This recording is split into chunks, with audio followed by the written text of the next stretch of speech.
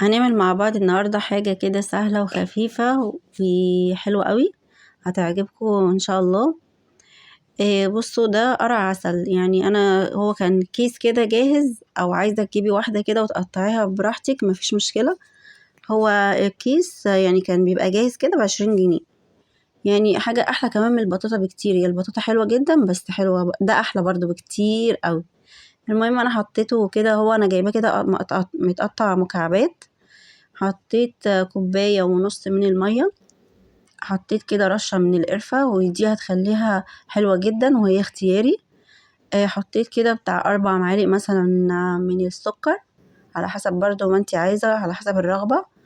وهقلبهم بقى كده مع بعض، واسيبهم على البوتاجاز لحد ما احس ان القرع بتاعنا ده استوى، او يعني خلاص بقى اللي هو جاهز على ان احنا بقى نحضره بقية الوصفة بتاعته. وهنغطيه دلوقتي ونسيبه لحد ما يستوي، وبعد كده نرجع نشوفه تاني مع بعض. بصوا، يعني مش هياخد معانا ربع ساعة على البوتاجاز بالظبط. هو هنا خلاص، بصوا استوى وبقى زي الفل زي ما احنا شايفين. وطبعا هو المية بتاعته كلها ما اتشربتش، وهو كده كده بينزل عصارة. العصارة دي حلوة جدا جدا. وطبعا القرفة مدياله ريحة وطعم غير طبيعي حلو جدا. انا بقى هاخد القرع العسل ده، احطه هنا في بولة او حاجة او طبق مفيش مشكلة. يعني اصفيه من العصارة بتاعته كده، واحطه في بولة زي ما احنا شايفين. والعصارة بتاعته دي هقول لكم هنعمل بيها احلى بشاميل حلو تحفة جدا. مش هاخده كله، بس اللي هو ناخد مثلا منه ربع كوباية.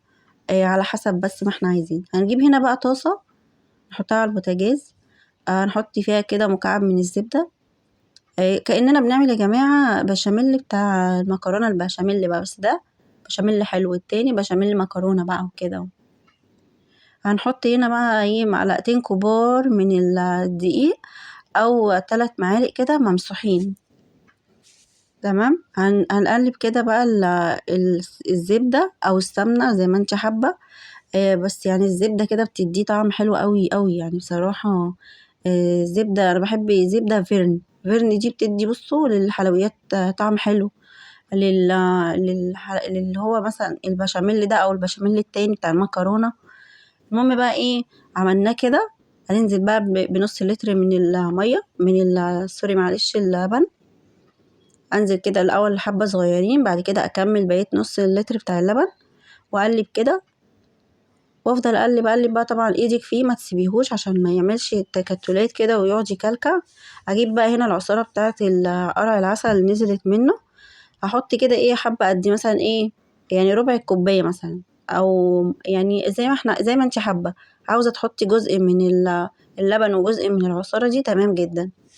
انا هنا حطيت معلقة من الفانيليا، وحطيت برضو يعني ربع كوباية من السكر، او بمعدل مثلا 3 معالق برضو. السكر ده يا جماعة اختياري يعني، قصدي حسب الرغبة برضو. هفضل اقلب انا بقى في البشاميل ده كده بالشكل ده زي ما احنا شايفين. بصوا بقى، نجيب بقى الحروف كده اللي هي من الجوانب كده بالاسبتيولا، علشان بقى ما يشيتش معانا ولا يبقى متكتل بقى ولا الكلام ده. لازم نقلب كده حلو قوي، وايدك فيها على طول. هو القوام بتاعه ولا خفيف ولا تقيل، وهو كده حلو كده يعني يبقى زي البشاميل العادي. شايفين؟ انا بس بوريكم وفي كمان بقى قطع صغيرة كده من اللهم صل على النبي، من القرع العسل. بتبقى طعمها روعة روعة بجد تحفة. يعني المهلبية دي، ولا اللي هي البشاميل ده، يتاكل كده لوحده. خلاص كده انا تمام. انا هقفل عليه، وتعالوا بقى نشوف هنعمل انا هنا خلاص طفيت على البشاميل. ههرس بقى هنا القرع العسل دوت كده بالهراسة، او بكوباية لو ما عندكيش هراسة، او بشوكة زي ما انتي متوفر عندك. ههرسه كده بقى حلو قوي زي ما احنا شايفين كده بالشكل ده. وهجيب قطعة من الزبدة بمعدل مثلا يعني معلقتين زبدة او معلقتين سمنة. تمام بالشكل ده زي ما احنا شايفين. وافضل بقى اقلب كده كده. السخونية بتاعت القرع العسل هتسيحها يعني. هجيب بقى هنا رصيته في الصينية بالشكل دوت، واساوي الحروف بتاعته. صينية بقى يعني بصي متوفر عندك، اعمليه برضو مفيش مشكلة. المهم ان انا اسوي الحروف بتاعته عشان بقى ما تتحرقش بقى وتبقى شكلها كده لطيف. انزل بقى هنا بالبشاميل، شايفين يا جماعه والله ريحته خرافه روعه. اسوي كده برضو الحروف، ما اخليش حاجه تطلع على الحروف بره او تبقى متنطوره كده، لازم تستوي كده عشان الشكل يبقى لطيف. سوي كده بالسباتيولا دي، يعني السباتيولا دي سحر يا جماعه، حاجه كده روعه واختراعها ده جميل جدا بصراحه. شايفين كده انا رصيتها كده خلاص بقى. احطها في احط عليها كريم شانتيه، احط على الوش كده كريم شانتيه علشان هيدي معانا بقى لون للوش كده، حاجه كده تحفه. عايزه تحطي كريم شانتيه، عايزه تحطي سكر بودر، حطي لبن، رشه لبن كده على الوش تحمر معانا الوش بتاعه.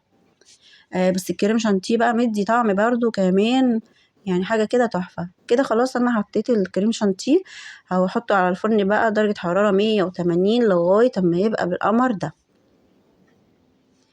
يعني روعه بجد، حاجه تحفه يعني. والطعم حكايه بقى، مش قادره اقول لكم والله العظيم، حلو جدا جدا. يعني هتحبوه، جربوه، حاجه سهله. برضو ينفع نعمل البطاطا بالطريقه دي. نسلقها برضو ونقطعها مكعبات زي ما احنا كنا عاملينها كده، ونحط لها البشاميل وحاجه كده يعني حلوه قوي. وزي ما احنا شايفين بقى كده البشاميل كده، بص يعني حكايه بقى. جربوها، اتمنى تجربوها ان شاء الله وتعجبكم. وهندوق بقى دلوقتي، وعايزه اقول لكم مش قادره اوصف لكم على الطعم والجمدان. يعني هدوق بقى دلوقتي انا، مش ونفسي والله تجربوها عشان تعرفوا قد ايه هي حلوه وسهله، ومش هتاخد مننا وقت خالص خالص. انا عاملاها الساعه 2 بالليل يا جماعه، فدي كوارث الساعه 2 بالليل بقى يعني، واخدين بالكم كده يعني. حلوه قوي، حلو جدا. ندوق بقى كده. والله العظيم جميله يعني، حلوه قوي. يعني هي سخنه بس فظيعه، ولما كمان حطيتها في التلاجة بقت حاجه كده روعه. اتمنى تجربوها وتشتركوا في القناة وتعملوا لايك بقى لو الفيديو عجبكم، واشوفكم في وصفة جديدة ان شاء الله.